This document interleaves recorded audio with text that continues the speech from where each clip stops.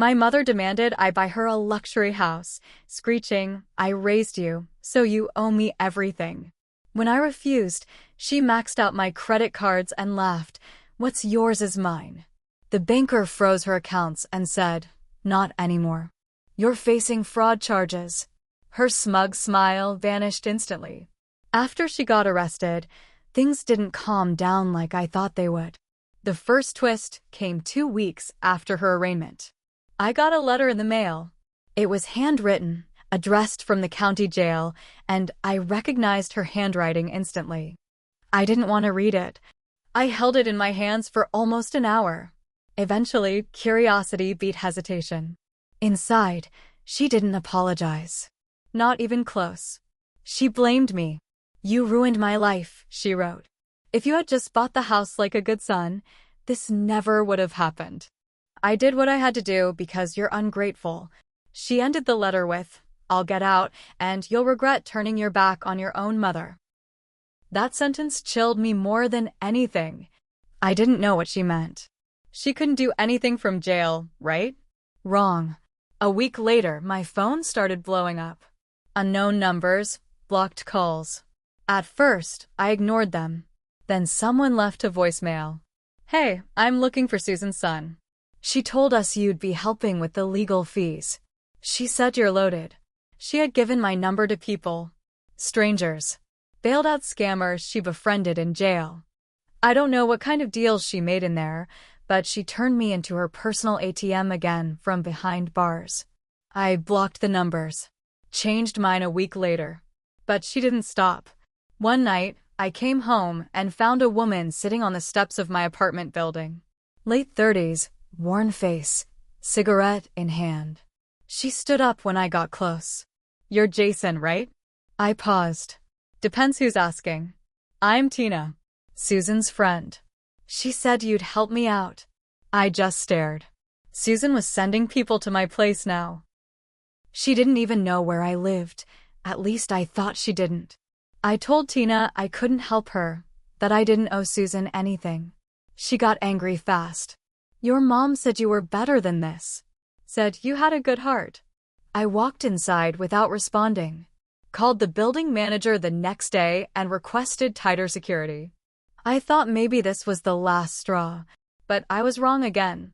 2 weeks later, I got a call from Human Resources at work.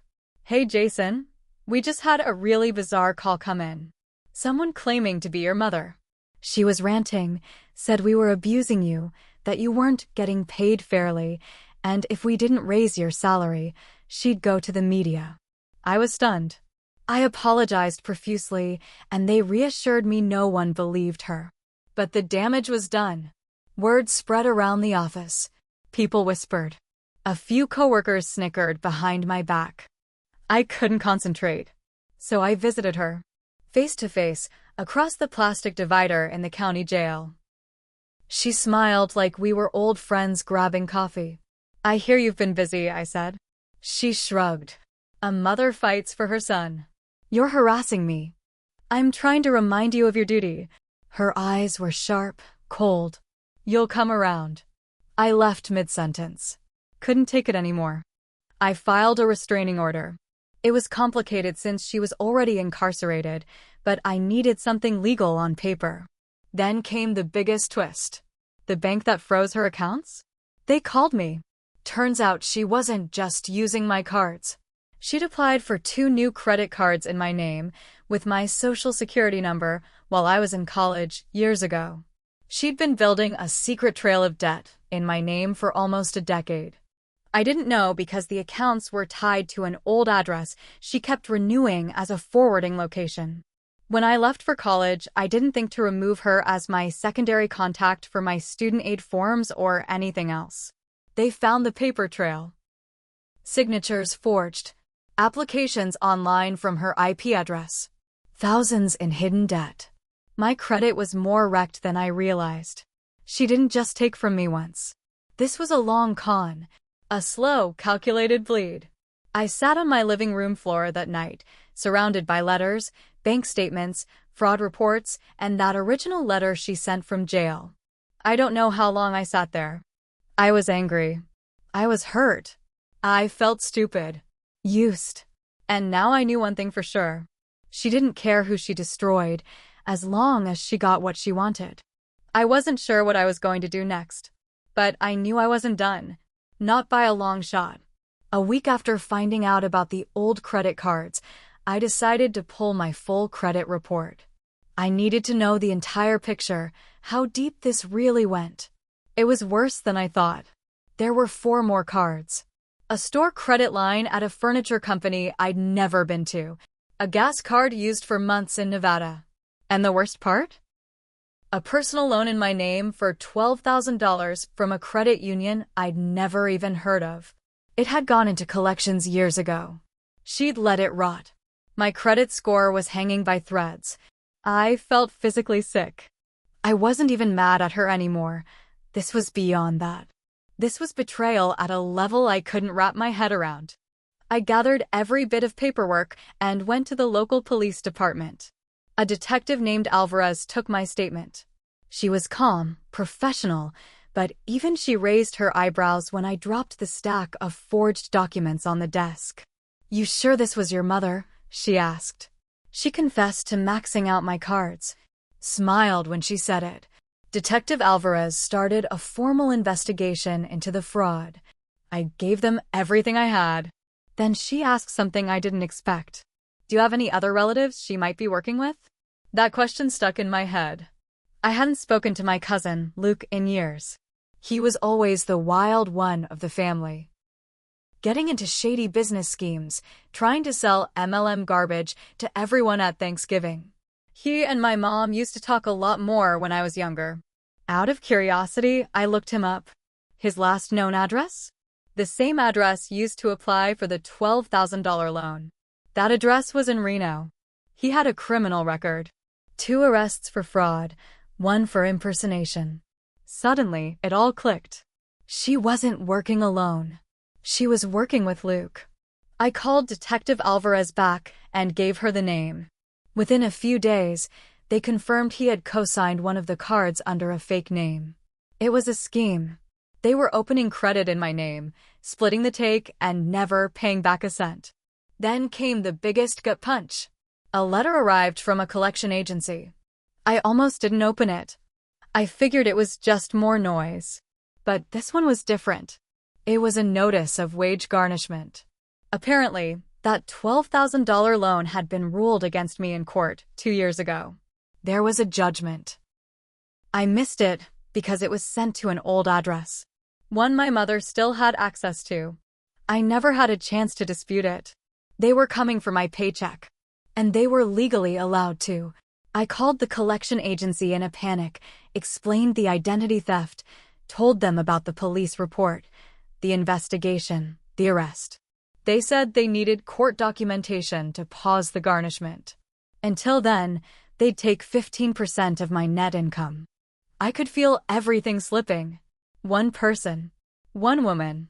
The person who raised me, who held my hand when I learned to walk, who packed my lunch in 3rd grade, who cried when I got my college acceptance letter, had completely demolished my life behind my back. Slowly, quietly, without a shred of guilt. I hired a lawyer. Not cheap. But it had to be done. We began the process of trying to reverse the judgment and clear the fraud. I gave him everything. Emails, letters, recordings, bank logs, even the voicemail from the woman who showed up at my apartment. That's when we discovered something else. My mom had listed me as a co-signer on her mortgage back in 2016, a house I didn't even know she had bought. She used forged documents again. She sold the house a year later, pocketed the profit, and never told me. The sale triggered a lien in my name because she defaulted on her last few payments before closing. The lien sat there, collecting interest. That's when I realized this wasn't just greed.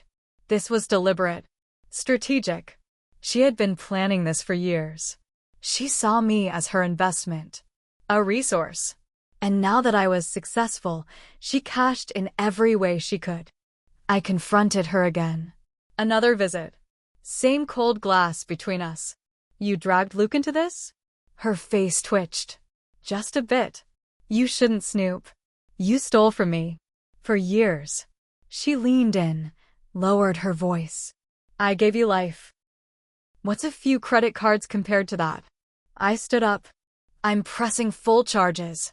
On everything. I'm done being your victim. She laughed. Good luck getting that money back. It's long gone. I didn't respond. But I wasn't after the money anymore. I wanted the truth to be known. I wanted her exposed. I wanted the full weight of the law to land on her and everyone who helped her. This wasn't about revenge anymore. It was about justice. I pushed everything forward. My lawyer filed the paperwork to overturn the judgment tied to the $12,000 loan. He connected with Detective Alvarez to confirm the fraud charges and built a timeline that clearly showed I had no part in any of the credit card applications or the mortgage. It was slow, messy work. But it paid off. A judge reviewed our evidence and agreed to halt the wage garnishment. The case would go to trial to determine if the entire judgment could be tossed out. That small win felt like a breath after being underwater for months. Then I got a call from Alvarez again. They arrested Luke. He had been hiding out in a trailer park outside Sparks, Nevada, living off what was left of the stolen money. When they brought him in, he tried to flip everything on my mother. Claimed she manipulated him into helping her. Said she was the mastermind. Said she forged most of the documents and just had him sign the rest. He thought throwing her under the bus would save him. But it only made things worse for both of them. Because once the DA saw the full picture, the shared accounts, the years-long trail of fraud, the stolen money, they decided to go all in. They filed charges not just for credit fraud, but also conspiracy, identity theft, forgery, and wire fraud. And since they'd done this across state lines, it was now federal. My mother was being moved to federal court. Her trial date was set. Luke's too. That should have been the end, right? No. Because I had made a mistake. One I didn't realize until it was too late. During all of this, lawyers, trials, freezing accounts, tracing old loans, I forgot to check one thing. My taxes. She had filed false returns in my name 3 times over the years. Gotten refunds. Pocketed the money. It triggered an audit. A big one. The IRS contacted me directly, asked for records I didn't have. I explained everything. Sent them police reports and court documents. They said that might help, eventually. But for now, I was still responsible for proving what was real and what wasn't. I owed back taxes on money I never received. Tens of thousands. So yeah, I made a mistake. I trusted someone I shouldn't have. I ignored warning signs. I didn't lock down my financial records earlier. And even after everything she did, I let guilt slow me down. That hesitation cost me years, debt, stress, and sleep. But it was almost over. The day of her sentencing, I showed up to court. I didn't need to testify, they had everything they needed, but I wanted to see it. I wanted her to look at me and see what she'd done. She walked in wearing shackles. Luke followed a few minutes later, looking like a ghost of himself. The courtroom was quiet as the judge read off the charges. Fraud, identity theft, wire fraud, conspiracy. My mother stood there like she couldn't believe this was real. She kept shaking her head, like it was all someone else's fault. Her lawyer tried to argue for leniency. She was a mother. She had no prior convictions before this. But the prosecutor tore it apart. She didn't make a mistake. She planned a scheme. For years. She stole over $80,000. She ruined her son's credit. She involved family. This isn't a mistake.